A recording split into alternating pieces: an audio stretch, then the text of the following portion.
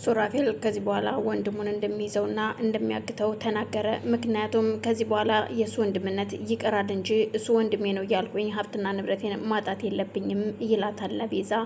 ቤዛም ታዲያ ምን ማድረግ አለብን አሁን? እሷ ብቻዋን እኮ አይደለችም። ምክንያቱም እሱም ሀይ እያላት ነው። ቦታውን፣ ቤቱን፣ ንብረቱን ሊገዛ ታስቧል ብላኛለች ሉላ ስትለው እንግዳውስ ዝም በይ፣ እሱን አሁን ማገት አለብን፣ እሱን መያዝ አለብን፣ መደብደብ አለብን ይላታል። እኮ እንዴት አድርግህ ነው አንተ ይህ ሁሉ ነገር ማድረግ የምትችለው ብቻህን ስትለው ይኸው ሳሚ አለ፣ ከሳሚ ጋር ተነጋግረን ጨርሰናል ይላታል። እንደውም አሁን ሳሚ ይመጣል፣ ግን ደግሞ ቅንጅርት ይቅርታ ቢያደርግልኝና ቅንጅርትም ከኛ ጋር አብሮ ቢሰራ ደስ ይለኛል። ምክንያቱም እሱ ካለ ምንም ችግር የለም፣ ቅንጅርትን ሱራፌል ሮቤል ይፈራዋል ይላታል። ስለዚህ እንደ እግዚአብሔር ፈቃዱ ከሆነ አሁን ይመጣሉ። ስለዚህ ይቅርታ ትጠይቀዋለህ እግሩ ስር ወርቀ ስትለው ምን ገዶኝ እኔ እግሩ ስር ተደፍቼም ይቅርታ ባደረገልኝ እንጂ እኔ ምንም ችግር የለውም ይላታል። አውርተው ሳይጨርሱ እሱም ይመጣል። ሳሚ ቅንጅርትን ይዞ ሲመጣ ሩጦ ሄዶ ከእግሩ ላይ ከተደፋ በኋላ ይቅርታ ሲጠይቀው ይቅርታ ማድረግ እንደማይፈልግና ከዚህ በኋላስ እንዴት አርፎ እንደማይቀመጥ በምን ያህል እርግጠኛ ልትሆኑ ትችላላችሁ ይላቸዋል ቤዛና ሳሚን። ከዚህ በኋላ እውነቴ ነው እስከ ዛሬ ላደረኩት ነገር ይቅርታ አድርግልኝ። አዎ እውነት ለመናገር እኔም ባንተ ቦታ በሆን ኖሮ ይህንን ነበር የማደርገው። እባክን ቅንጅርት የዛሬን ብቻ ይቅርታ አድርግልኝ። የእውነቴ ነው ለሁል ጊዜ ስጸጸት ስላንተ ሳስብ ጸጸቱ ሊገለኝ ነው ይለዋል። እናም እዛ ደግሞ የተረገመ ቤት ዛሬ መግባት አለብን እኮ። የማን ቤት ነው የሚገባው?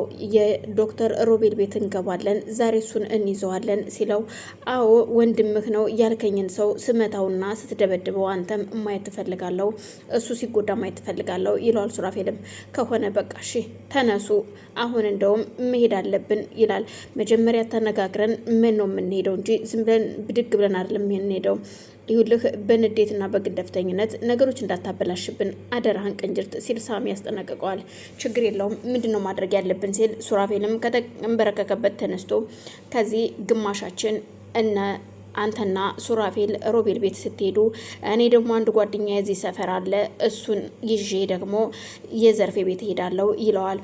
ቆይ ግን ሌላ ሰው መጨመሩ ሌላ ነገር አያመጣብንም ወይ ስትለው ቤዛ ችግር የለውም ሚስጥሩን ሁሉን ነግሬዋለሁና ያውቃል፣ ስለዚህ ምንም ችግር የለውም አትፍሪ፣ የኔው ሰው ነው ይላታል። እንደዛ ከሆነ በጣም ጥሩ፣ ስለዚህ ሉላ አሁን ላይ ነገሮች ተስተካክለዋል ብላለች። ስለዚህ አንድ ተመሳሳይ ሰዓት እናንተ እዛ ስትገቡ እኛም እዚህ መግባት አለብን ሲል እሺ ሉና ከተነጋገሩ በኋላ ሱራፌል እና ቅንጅርት ሮቤል ጋር ሲሄዱ ቀድሞ የገባው ሱራፌል ስለነበረ እንዴ ወንድሜ ሱራፌል እንኳን ደህና መጣህ፣ እንዴት መጣህ ዛሬ ሲለው የመጣሁበትን ቆይ ብትረጋጋ አይሻልህም ይለዋል። እሱም ከተቀመጠበት ተነስቶ ነበረ። ቆይ ምንድን ነው ችግር አለ እንዴ ሱራፌል፣ እንዴት ዛሬ ከቤት የመጣህ ይለዋል። ምን መምጣት አልነበረብኝም ሲለው ተከትሎ ቅንጅርትም እቤት ሲገባ በጣም ይደነግጥና ቆይ ሱራፌል አንተ ነህ ቅንጅርትን ይሄን የተረገመ ሰው እቤት ያመጣኸው ሲለው ተረገመና ያልተረገመ መሆኑን ዝም ብለህ ብታየው አይሻልህም? ማን እንደተረገመና ማን እንዳልተረገመ አብረን እናያለን ሲል ሱራፌልም ይመልስለታል። እዩልህ አሁን ካንተ ጋር ምንም ጭቅጭቅ አልፈልግም ሲል ሲናገረው ሱራፌል ከቤት ይውጣ በኋላ እንዳይቆጭህ ይለዋል።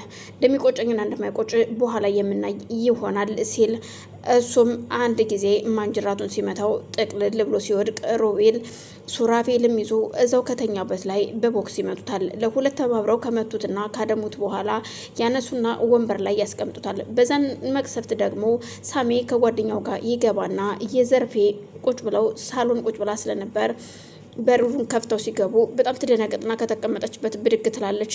እነሱ ፊታቸውን ሸፍነው ስለነበር የገቡት የምታውቀው ነገር አልነበረም። ዘርፌ አንቺ ገንዘቡን አዘጋጅ ብትባይ ጠበርሽብን፣ ጢባር ጢባር አለሽ አይደለ? አሁን ዋጋሽን እንሰጥሻለሁ ሲላት እባክህ ትለዋለች። ተንበረከኪያውን ከተቀመሽበት ተነሽና ሲላት ከተቀመጠችበት ተነስታ ትንበረከካለች።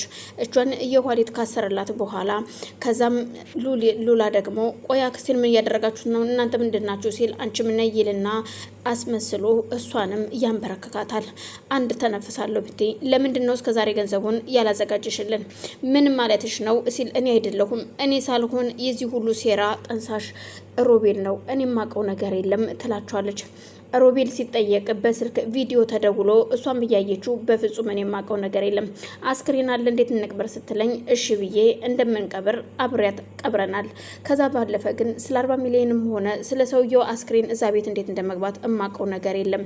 ስታየው ሮቤልም ታስሯል፣ ደምቷል ወንበር ላይ ቁጭ ብሎ እና ተደማን ነው እሷ ራሷ ናት ስትል ሲላት እኔ አይደለሁም እሱ ራሱ ነው እየዋሸ ነው ትላቸዋለች። ሰላም ሰላም፣ ወደ የተከበራችሁ የመቅድ ቤተሰቦች ይህን ቪዲዮ የምታዩ ላይክ፣ ሸር፣ ሰብስክራይብ እያደረጋችሁ እንድታበረታቱ ስል በአክብሮት ጠይቃለሁ። ቤተሰብ የሆናችሁ ደግሞ ላይክ፣ ሸር እያደረጋችሁ እንድታበረታቱ ስል አሁንም በድጋሚ በአክብሮት ጠይቃለሁ። ስለምትከታተሉኝ ከልብ አመሰግናለሁ። እናም ታዲያ አሁን ማን ነው ብሩን እንደዚህ የወሰደውስ ማን ነው? እዩልሽ አሁን ያማለዬ የምናውቀው ነገር የለም ገንዘብ ስለሆነ የምንፈልገው የወንድማችን አስክሬንም ቀብረሽዋል ይላታል። አወሱ ተቀብሯል። ስለዚህ ገንዘቡን አሁን ታመጫለሽ አታመጭም? እዛው ሮቤልን ፊት ለፊት ግደለው በል አስወግደው ሲል እሷ እየሰማች ነበረ፣ ጥይት ድምጽ እየሰማችው ወይኔ የገደሉት ስትል ትደነግጣለች። አንቺም የሱ ጣፋንታ ነው የሚደርስሽ፣ ግን እስከ ነገ እጠብቅሻለሁ። ገንዘቡን ካላመጣሽ ግን አንቺንም ግንባርሽን ብዬ እገላግልሻለሁ ይላታል።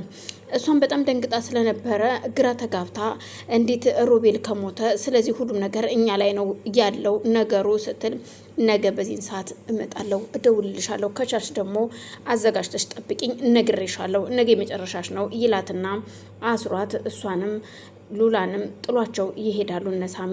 በዛን መሀል ሉላም ተነስታ እጁን ከፈታቻት በኋላ አክስቴ ምን ይሻለናል ስትል አላቅም ልጄ እኔ ምን አውቃለሁ፣ ያው እሱንም ገደሉት። አሁን የኛ መጣፋንታ እኮ እንደዛ ነው የሚሆነው አክስቴ ስትላት እንደዛ ነው የሚሆነው ወይኔ ጉዴ ፈላ እና ምን ይሻለኛል፣ ስለዚህ ሆቴሉ መሸጥ አለበት ትላታለች። ሆቴሉ መሸጥ የለበትም አክስቴ፣ ስራ እየሰራ ገቢ ያመጣል። ስለዚህ አንድና አንድ ያለን አማራጭ ይህንን ቤት በአራጣ መበደር ነው ስትላት እኮ እንዴት አድርገን ነው የምንበደርበት? እኔ በፊት መስተንግዶ የምሰራበት ሆቴል አንድ ባለሀብት አለና አራጣ ያበድራል።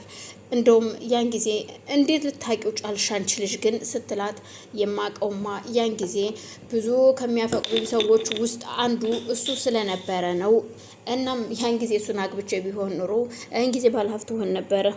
መናጤ ደሃ ፍቅሬ እንደዚህ ጉድ ከመሆን ስትላት እና ታዲያ ቆይ ሰውየው እንዴት ልታውቂው ትችያለሽ? አገኘዋለሁ ሰውየው ችግር የለውም፣ ግን እሱ አራጣ ያበድራል። የሚያበድረውም ያኔ ጊዜ ይሰጥሻል፣ ገደብ ይሰጥሻል። እኔም ስለማውቀው ደግሞ በደንብ አግባባዋለሁኝ።